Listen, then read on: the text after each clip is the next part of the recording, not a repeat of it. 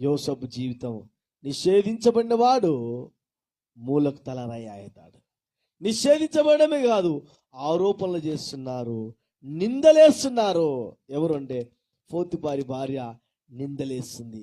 ఈ నిందలను తట్టుకోగలిగిన సామర్థ్యత కొన్నిసార్లు మనకు లేకపోవచ్చు.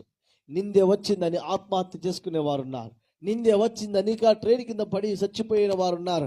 నిందె కలిగేదని ఎవరు మమ్మల్ని పట్టించుకోవడం లేదు, ఎవరు మమ్మల్ని బాధపెట్టడం లేదు, ఎవరు మా గురించి ఆలోచించడం లేదు అని నిందల వల్ల ఎంతో మంది ఒక భార్య, భర్తలు, పిల్లలు అందరూ చచ్చిపోయిన వారు ఉన్నారు. మొన్నటి దినాన న్యూస్లో కుటుంబం సైతము అందరూ ఒకేసారి చచ్చిపోయారు. నేను చెప్తున్నాను, ఎవడో నింద మోపిండని నీ పిల్లలకు నువ్వు అన్యాయం చేయద్దు. ఎవరో నింద మోపిల్లని నీ భార్యకు, నీ భర్తకు నువ్వు అన్యాయం చేయద్దు. ఎవరో నీ మీద వ్యతిరేకంగా మాట్లాడారని నీ మీద నిందలు మోపబడిన వల్ల నువ్వు చనిపోవడానికి వీలు చేసుకోకూడదు.